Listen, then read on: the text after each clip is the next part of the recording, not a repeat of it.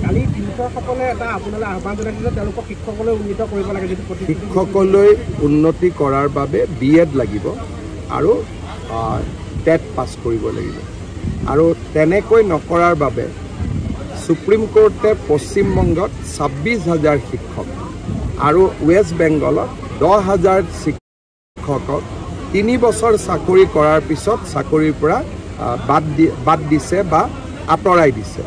Supreme কোৰ্টৰ আদেশ মতেই টিউটৰসকল শিক্ষিত হ'ব।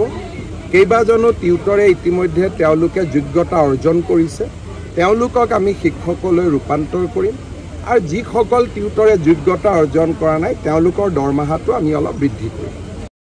কালি টিউটৰসকলে এটা আপোনালৈ আহ্বান জনাইছে যে তেওঁলোকক শিক্ষকলৈ উন্নীত কৰিব লাগে যদি শিক্ষকলৈ উন্নতি কৰাৰ বাবে BEd লাগিব আৰু টেট পাছ কৰিব লাগিব আৰু তেনেকৈ নকৰাৰ বাবে সুপ্ৰিম কোৰ্টে পশ্চিমবংগত 26,000 শিক্ষক আৰু ৱেষ্ট বেংগলত 10,000 শিক্ষকক 3 বছৰ চাকৰি কৰাৰ পিছত চাকৰিৰ পৰা বাদ দিছে বা আঁতৰাই দিছে। সুপ্ৰিম কোৰ্টৰ আদেশ মতেই টিউটৰসকল শিক্ষিত হ'ব।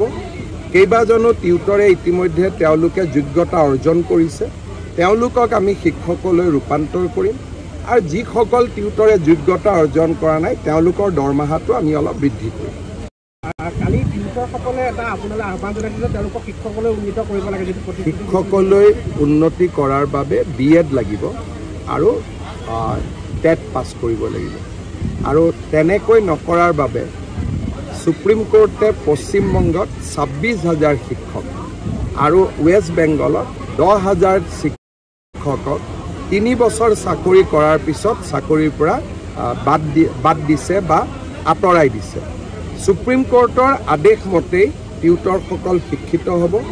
কেইবাজনো টিউটৰে ইতিমধ্যে তেওঁলোকে যোগ্যতা অৰ্জন কৰিছে, তেওঁলোকক আমি শিক্ষকলৈ ৰূপান্তৰ কৰিম আৰু যিসকল টিউটৰে যোগ্যতা অৰ্জন কৰা নাই তেওঁলোকৰ দৰমহাটো আমি অলপ বৃদ্ধি কৰিম।